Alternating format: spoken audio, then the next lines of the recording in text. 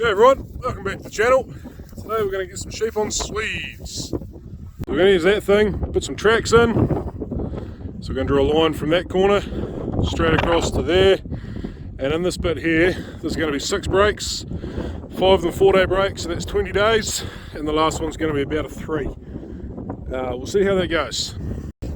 We had the Swedes weighed up, they come out at about 17, sorry I'm trying to avoid some wind there, about 17.7 over the whole lot. This paddock was a wee bit lighter, so I'm working on it at 16, and not allowing for any wastage, but I'm not allowing for the baleage either, so they should sort of cancel each other out. But there is a bit of teething in that, we're just going to wait and see how the paddocks graze. Whee! So they're driving on massive ball bearings that are rooted in the ground and occasionally come loose. Probably not very good for that loader. Most of that swaying is me in the cab though. So that's the line we leave, and that just gives us room to put the electric fences up without having a whole lot of shorts and tangle ups and everything else. We probably do waste a wee bit, but I mean you waste crop anyway. I've got a bit of a rule that, so if the stock are coming from this side, you always go on the further away track, and in theory that way just the crushed Swedes aren't exposed for quite as long and they shouldn't dry out quite as much, and they seem to still eat them pretty well. But the forecast for the next few days looks really good, so good time to get them on. Sort of sucks putting them on crop in wet weather because they start off in a pretty small area. With sheep we don't really back fence, we might back fence them out of a whole area, but we don't back fence per break because they want the area. They go back and clean up what they left behind. Unlike cattle that are often eating under a fence, sheep are standing on what they're eating, so you've got to be quite mindful of that. But the other thing is they just need the room to spread out. Sheep don't like being confined in super tight areas, and what you'll find as we get through, once they're sort of onto their 3rd break, for most of the time they'll be sitting back on the old break, and they'll just go into the new break when they want to feed. Then they'll go back and sit down, and you keep the hay feeder back there, or baleage feeder, and yeah, for the most part she's a pretty happy way to be wintered. First feeder going in, we'll get some baleage in it maybe later today, if not tomorrow. So news, my digger's turning up hopefully on Wednesday, so we can get that job done then, today being Monday. So we've got a bit of time to get this done, so instead of rushing things we might just do it properly. So what you're just seeing there, that whole area behind us, we've still got to put the baleage in there like I said, but that is for the tudits, so they're the ones we shore, and the last ones we shore, not the belly crunching, the shearing before that. Early April I believe it was, so they'll go in there and they'll have, what did I say, hopefully about 23 days along that one strip, and they'll carry on too. They'll probably come off Swedes the end of July, we'll see how that goes. We've got a lot of Swedes this year after the drought. They've done a lot better than we thought they were going to. And with the cattle not being on Swedes anymore, we have sort of run into a bit of a hiccup. We've got too much of the wrong type of feed. We've got all these regulations coming in, and we're almost certain these regulations are going to be grandparented, meaning pre-existing use rights, meaning we will be, how do I word this? We'll be limited to the amount of area we can put in crop by what we've done in the past. Now that's a horribly unfair system, but there's lots of things I can see. I can't see how they can have, well, I'd like to see how they could have one standard for one type of farming and another for another, but I don't see how they can without causing massive amounts of legal headaches and all sorts of other stuff going wrong. So it's going to be based, almost certainly, for better or for worse, definitely for worse, on what you've done before. So we can't really reduce the area we're putting in crop right now because that's going to remove options for the future. And this is how stupid government policy creates bad outcomes. But anyway, yeah, so we've got quite a few Swedes to eat through, so we're going to have to try and keep as many sheep on as long as possible. The ewe lambs, the wee hoggets, they're not going to go on Swedes until the start of July. Hopefully, if we can make them last that long. I'm not going to let them eat all the grass on the farm. There's only 600 they can't, but it may wind up being about the 20th of June. The idea there is that we can hold them on till the 10th or 15th of September, which is awesome, because that means that we can graze their block out the back where they fed in the spring. We can graze it over winter, we can graze it quite hard, we can graze it quite late. It's got time to grow back. Basically, once we get to mid-August, we start growing quite nicely, and once we get into September, we really start growing nicely. And It means we can graze that block out, the grass is going to come back in time for them to go back out there, as opposed to putting them out there on the 20th of August when you've got to have a heap of feed there waiting for them. But I just feel sometimes that length of time on Swedes, crikey, you're pushing 105, 110 days there, is just a bit long for the wee hoggets. It's too long for any sheep really. So we're just going to hold off, put them on a bit later, take them off later, see how that works out. Just trying something a bit different. Oh, this hurts going across the rows. This is painful, but got to be done. Looking a lot better that way than they are that way, but this is quite a ugly little south face here that's never been a very productive piece of ground, so the fact that it's grown what it's grown is quite amazing in a drought. Bit of a miss there, but that's alright. Decent sized Swedes. There goes another brake set up. Well, wheel tracks are set up, feed is just there. So that is for the lighter ewes, which are that mob just over there, which are no longer lighter, but we're just going to keep them separate because there goes the other ones right there, and I don't want a big mob again this year. Did work quite well last year when we had the big mob split in two. Sorry, just took a lot of competition out of the equation, and we didn't have the tail end appeal like we traditionally used to have with the big mob of 1500. We're going to keep the terminal ewes separate this year too, which we didn't do last year. That's just because it's always a bit of a challenge getting them back out when they pull air tags out and everything. So we're going to wind up with, to start with, two mobs of parental mixed age ewes, a mob of terminal mixed age ewes on crop. Then we're going to have the hoggets on grass for June, and we're going to have the earlies on grass the whole way through.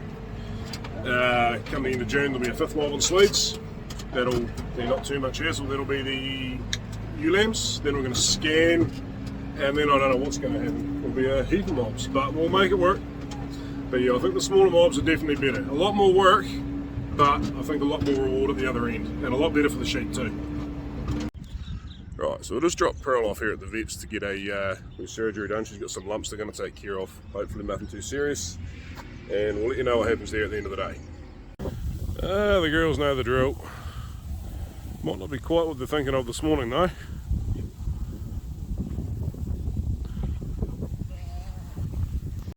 So we're going to get these ones in, we're going to give them their Depidine, their iodine supplement, because we haven't done it yet, and let them back out in another grass paddock. Then we'll get some fences up, get some sheep on crop, get some baleages and feeders, and let winter begin. Look at that grass, would you? Beautiful.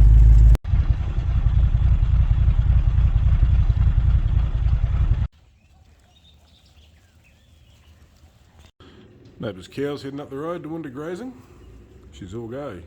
31st of May today, so official start of winter is tomorrow.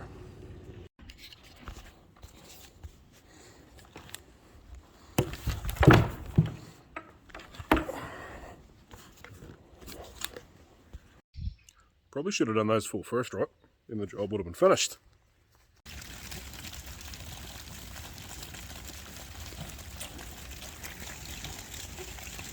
Well, just went down to watch my son's cross country, and good to see, always 6-year-old, just a bit of fun. Anyway, it's now 3:05, so we're going to get one mob on crop today. We'll get the rest done tomorrow, and that's fine. Weather's looking fine for a while yet, so that'll be right.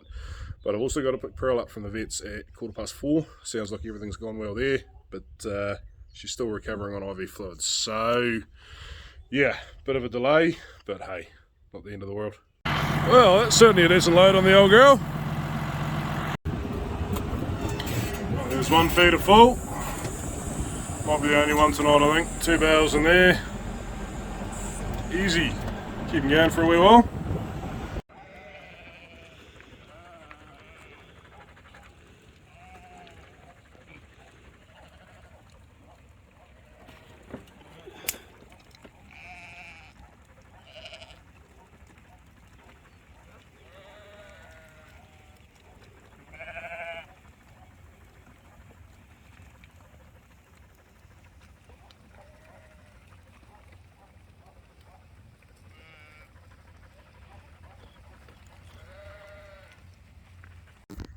So we've got Pearl back, she's in the truck, she's got to stay warm for 24 hours, just was under full anaesthetic, so having a couple of lumps cut off. But while I was away doing that, Sarah's got these fences here up and got the tortoise on sweets. So that is awesome. How cool. Already starting to eat the bulbs down there a wee bit, nibbling all around the edges here. Not a bad looking crop. This bit here is the worst bit of the paddock. Even just over that way is better, but over that way is far better. So I've measured these out as 4-day breaks. But I wouldn't at all be surprised if they only last 3 days. These first couple anyway, which doesn't matter worth a damn is what it is. They need to be fed. But yeah, very, very nice start to putting stock on crop. Anyway, it's like 5 o'clock now, so I'm going to knock off. I'm going to go home, look after this dog. She's got a few things she needs done and has to stay warm by the fire. Well, not by the fire, has to stay warm inside for the night with quite a big cone thing on her head. So yeah, might be easier just to knock off now and we'll get back into it in the morning. Well, damn, that looks good. They're all full. They look very full actually, which is good. They're eating the bulbs, they've eaten the tops, they've been eating some baleage. Nothing's broken out. Woohoo! It's going to seem a little bit counterproductive, but now we're going to let them off. So with these brassicas, they're good quality feed, but they're drastically different in their makeup sorry, to grass. So we do have quite a risk of them getting a thing called acidosis, which is a rapid change of diet. They're used to grass and clover. It's all I've ever seen apart from 80 days last winter, and all of a sudden we've just gone and given a complete change of diet. So we're going to let them off today. They've probably had 14 hours on there, which is probably a little bit long. I'll let them off for the whole day back into a grass paddock. There's not a huge amount of grass there, but there's enough for them just to fill the gut back up the grass. And then tonight we'll put them on again. And tomorrow we'll let them off again, and then the next day they can go on and they can stay on, and I think that'll be fine. We'll just keep an eye on them. If they look like they start going back a bit, which is normally evidenced by if their gut sort of looks a bit tucked up and empty, then we'll let them off again. But it's just one of those things you got to monitor. There they go. Come on, through that gate, girls. There we go. There we go. Nice and easy.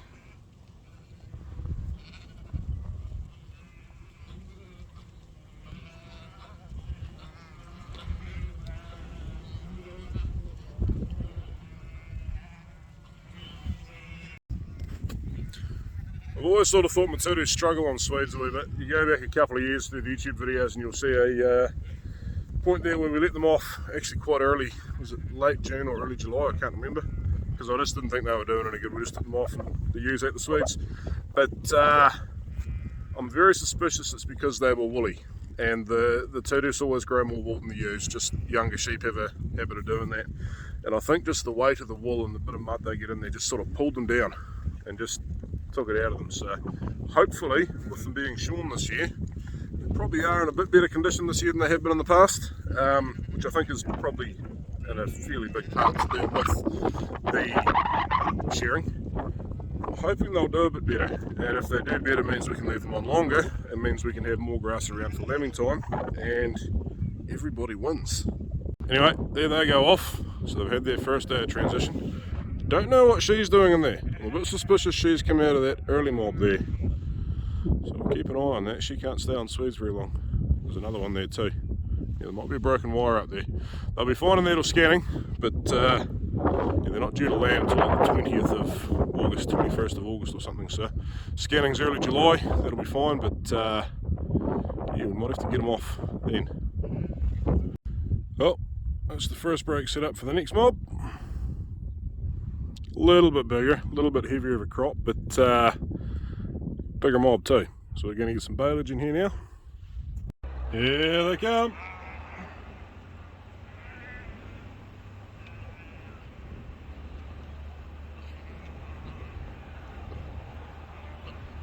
Oh, looks like the girls are a bit keen actually. Better get to the gateway, hang on. There we go. They don't just sort of run onto the paddock like your normal grass paddock, because there's obviously great big Swedes in their road, but they're quite happy heading in there. I didn't think they'd do that. They must be keen for a change of diet. Oh, is the second mob on, so they'll stay on until the end of the day, and we'll let them back out here. This paddock's already been grazed. There's quite a bit of feed still on it, but that one just over there is recovering a lot better, so we're going to keep that for a winter grazing. This paddock here will be used as a runoff paddock if necessary. We're going to get, you know, a lot of rain in a short period. They'll come out here for a couple of days and get fed some baleage instead. But the other mob, we're going to use that paddock, this paddock here as well. So the other mob going on another paddock just further over that way of crop. So they'll go on. I haven't got the fences up yet or the baleage in, so that'll happen after lunch. End of the day they'll go on, and they'll stay on overnight and come off tomorrow. So these girls will go back on here tomorrow, and then that other mob will come back into this paddock. Just for something a little bit different in the middle of this video, that looks pretty bloody nice. So here is the old girl in all her glory. As you can see, there are no fenders left, and that is causing a lot of trouble. This is the better one. Yeah, that ain't so good. And I've been saying for a while that I'm going to shit up to Christchurch and get another one that I've picked up, which we did. Obviously now has no door on because it's that door there. But yeah, we have got fiberglass back panel, but I won't be using that one. I'll be using that one because it's got a roll bar, bonnet, roof, and fenders. Sorry, I just got interrupted by the arrival of the next video, but we'll get to that. So anyway, we have this fiberglass rear panel, which has a roll cage all built into it, steel tube roll cage. I don't know how that's going to go for syrup, but we'll see. This is full of all sorts, fiberglass doors. We're going to run them on the good one. I've got a 2F engine here if anyone wants it. Gearbox, transfer case. I won't see it running, but the guy that I bought it off sent me videos that are all running. This is all going to go in the shed tonight or tomorrow, hopefully. Wheels and tyres will be up for sale for bugger all. Springs are completely shot. I'll see if I can find the one that's just about rusted through, but chassis is okay, but not great. She's sitting on a big lean there, which makes me wonder if it might be twisted actually, but we'll find out when we unload her, because that thing weighs almost twice as much as a 350 Chev that's in that one. So I've got spare diffs for myself, drive shafts, but the main thing is this fiberglass stuff. So this fender, which is also all this stuff down in here, we're going to put them on the good one, both sides. Got to decide which tub's going to be best to fix, because obviously we need a good tub. I think it might be my one at this stage. This one, see, we've got, I mean, it just needs, might be getting a bit thin there. This side's not as bad, but you see we've got these bubbles here. When we come around here, we've got this stuff and all this here. Now my tub is only rotten in the floor. Just literally the floor wells on both sides. So it might be cheaper just to fix mine. But all in all, we've got a lot of good gear there. And I need to investigate if this works. That is definitely not going to be certifiable, but I'm sure we can do something there. Because that's power steering, which my truck doesn't have. I'd love to have power steering. Check this out, guys. Don't have to slam it, all works, swings beautifully. Even got a nice door card. I've got that leather strap on my other door. I've got a new one of those, that thing right there, because it's all ripped to shreds on this one. So I'll be able to put that in this door and we'll be all good to go. There's another one ready to go. Now I may have made a wee blue before that some of you might have picked up on. When I come up here with the tractor, I did not have a knife on me, so I couldn't cut the strings off these bales. Right there, see, they don't look very spread out, do they? Then I come up and put the sheep on. I had a knife with me, but I was in a hurry to get somewhere else and I clean forgot to do it, so better get to, eh? Ah, well that's better, now the sheep can eat the stuff. Last of the baleage in for today. Now I just got to go get my oldest kid off the bus, and we might go and run that mob over there, don't know if you can see them or not. Run them across the road and get them up here and yeah, shut the gate behind them. Come on, girls. They're ready for a shift. They might not be ready for what's coming though.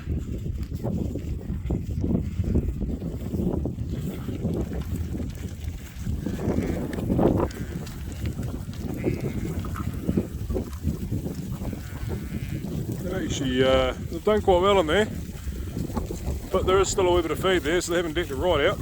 Hey girls, none of that, none of that. Come on, come on. Too busy taking videos and not watching what's going on. Come on.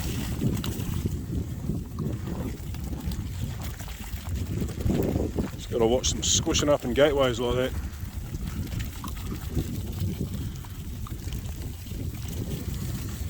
Now, somewhere in this mob is a stray ram we're going to find the next few days.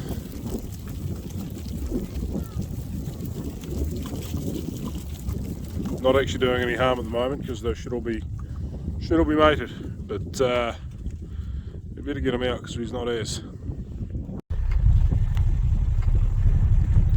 Yep, very smart sheep these ones. They've seen the gate open and they've gone, but there's lots of nice grass in here, we don't want to go in there, through there. But they will. Old Slim at the back is currently having a roll. Should take care of that. There we go. Is he going to come back to work? Hey, Slim! Straight across the road. Sheep are very easy to work with at the moment. Heading up the hill.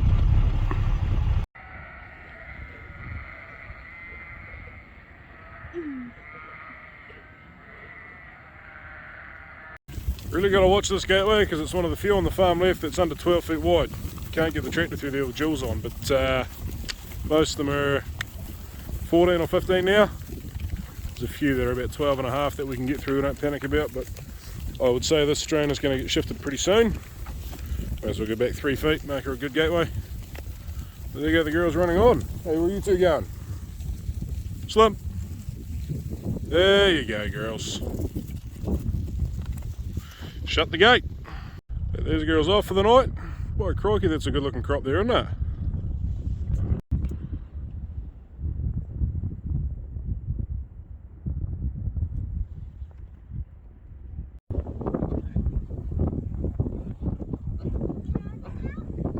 Yeah, you can come out. Yeah.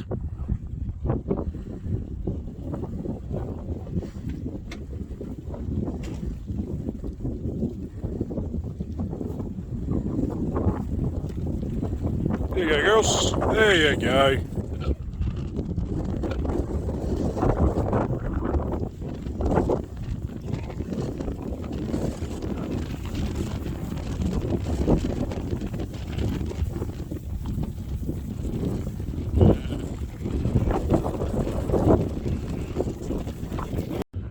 And there go the two-disc back on sweets.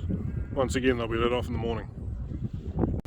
Anyway guys, that's a bit of a look at getting sheep on Swedes at the start of winter. They're sort of going to settle in over the next week for their long road ahead. Hope you enjoyed that. If you like what you're seeing, don't forget, hit the thumbs up, subscribe, everything, and we'll see you next time.